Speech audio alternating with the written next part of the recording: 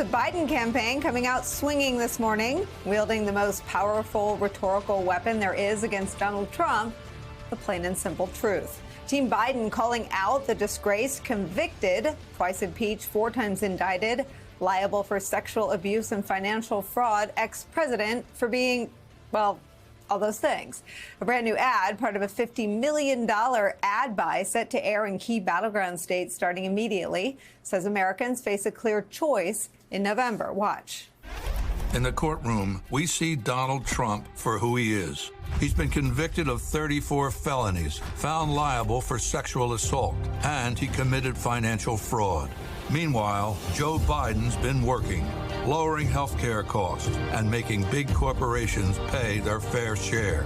This election is between a convicted criminal who's only out for himself and a president who's fighting for your family. I'm Joe Biden, and I approve this message.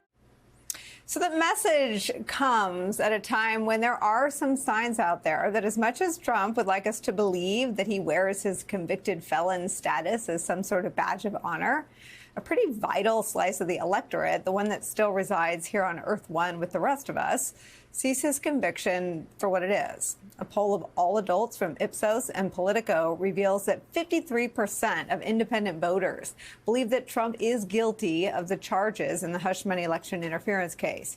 And, quote, 21% of independents said the conviction makes them less likely to support Trump and said that it would be an important factor in their vote. In a close election, small shifts among independent and swing voters could determine the outcome. Now, while the Biden campaign is driving home the fact that the presumptive Republican presidential nominee is a convicted felon, President Joe Biden is also sounding the alarm on what could happen to our country if that convicted felon is handed another term as the country's president. Speaking at a fundraiser in Los Angeles alongside President Obama, President Joe Biden told the crowd that Trump has no regard for the rule of law in America. On that, the Washington Post reports that Biden said this, quote, institutions matter. What he did on January 6th, and now he's literally saying if he doesn't win, there will be a bloodbath. It's outrageous. What he's talking about is outrageous. The idea that he's actually threatened retribution, this is the United States of America. Did you ever think you'd ever hear anything like this? Also, an audio obtained by MSNBC, President Biden also mused about the possibility, if Trump were to win again, of more Trump appointees sitting on the nation's highest court. That court already has one justice whose home had a flag flown upside down in front of it, that flag in solidarity with the insurrection and the insurrectionists, and a second justice whose wife was actively involved in planning the coup. Not to mention, every day that goes by without a ruling on whether Trump is immune from prosecution is another day that Trump gets closer to avoiding accountability for the crimes committed on January 6th. Here's what the president said about Trump and the court. The next president is likely to have 2 new Supreme Court nominees. 2 more. He's already appointed 2 that have been very negative in terms of the rights of individuals. The idea that if he's reelected, he's going to appoint 2 more flying flags upside down is really, I really mean it. Could this be the scariest part of all of it? Well, I think it is one of the scariest parts of it. Look, the Supreme Court has never been as out of kilter as it is today. I mean, never. The Biden re-election campaign bringing Donald Trump's felony conviction and his disregard for the rule of law front and center in the 2024 presidential campaign is where we start today. Former U.S. Senator, co-host of MSNBC's How to Win 2024 podcast, Claire McCaskill is here. Also joining us, Princeton University professor and distinguished political scholar, our friend Eddie Glaude is back. Also joining us, former RNC spokesman, the host of the Bulwark podcast, Tim Miller's here, and former top official at the Department of Justice, MSNBC legal analyst Andrew Weissman's back with us. Claire, I start with you. I just want to put this out there. I think the campaign needs to start with these big buys to send a signal to even its top surrogates about what the message is. I've had some of the best Biden surrogates on. They've all got a 6-minute answer to what the campaign's about. And something about an ad like this focuses the mind of the country and the voters as well as the spokespeople. Yeah, Nicole, as you know, and I know somewhat painfully, good campaigns are based on repetition and discipline.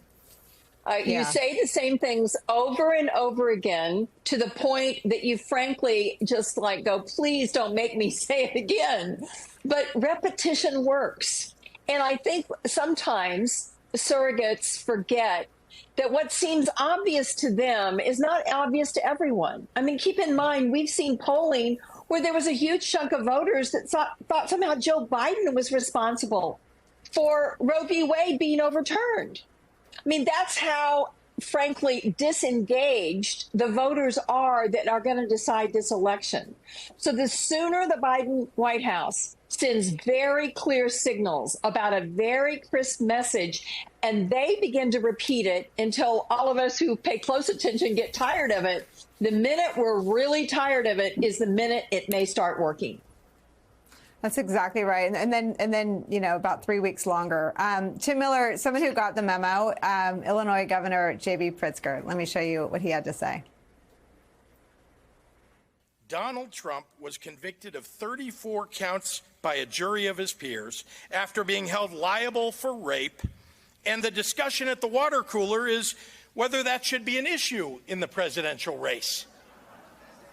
Remember, there are 54 more indictments to be adjudicated. We're already in the pot, folks. Republicans have been increasing the temperature for 8 years. We better hop out soon, or it's going to boil us all to death. And MAGA is laughing at us while they turn up the heat. They preach law and order, all while Republican leaders show up in a courtroom in New York City paying fealty to their felonious king. Tim, I love this. I mean, this is the whole thing, right? I mean, this is Trump, who he is, and this is MAGA, what they're doing. We are all in the pot. Someone had to say it. Yeah, more J.B. Pritzker, please. Maybe get that guy on Fox or into the swing states. Because I agree with you, Nicole. Sometimes there is just a lack of clarity from people who are supportive of the president about like what the message here and what the contrast is here. The Biden ad at the very end of it, I think, sums it up pretty well. That Donald Trump only cares about himself, and Joe Biden's actually working for you. That's a good message. But then the details of what Donald Trump has done and what he's been held liable for. I think my favorite thing in that ad and in the J.B. Pritzker comments is that they are bringing up the fact that he has been held liable for sexual assault. And in addition to that, in the ad, bring up the fact that he committed business fraud twice, really. One in the more recent case, but then in the Trump University case as well. A lot of people don't know this, to Clara's point. A lot of people, you know, a lot of experts, a lot of media pundits and know-it-alls have been like, well, after the Access Hollywood tape, Trump won anyway, so the voters don't care about his, you know, propensity for sexual assault. That's just not true. Some voters don't care. Some MAGA voters don't care, but there are some voters that do not know the story of E. Jean Carroll, of Summer Zervos, of all these other women that have been assaulted by Trump. And I think doing an ad that leans into that message, that talks about his criminality, not just in the Bragg case, but his pattern of criminality, including January 6th, is a strong contrast that we see in polls can work, but, you know, they've got to drive it. And so this ad does a good job getting that moving. Well, because I have you, and because you're good at forcing me to rethink the way I was going to have these conversations, Tim, an ad, we all know, even in the old information era, an ad wasn't enough. What does the rest of it look like? I mean, what do? You paint a bus with jail bars on it and you drive around circle. I mean, what do? What does the rest of the campaign look like to make sure people know just the adjudicated facts about Trump? Forget about the things he probably won't be tried for before the election, but just the adjudicated liability and criminality. What do you do? How do you make sure people know that? Yeah, look, the ad is a good start. I'm concerned. I think there are a lot of experts that are concerned about what's happening on TikTok, talking to younger voters.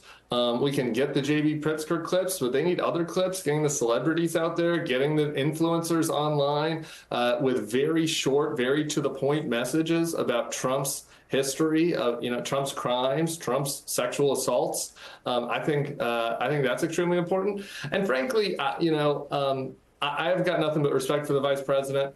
But traditionally, like, that has been the vice president's role, to be an attack dog. And I think that maybe that there are legitimate concerns that related to misogyny or whatever about having a female vice president, the first female vice president, being an attack dog. But she was a prosecutor. And Joe Biden, for all of his strengths, I don't think prosecuting this is his top strength, let's just say. I think it could be Kamala Harris's top strength. And I think it includes more from her and from other people in the cabinet as well, carrying the message.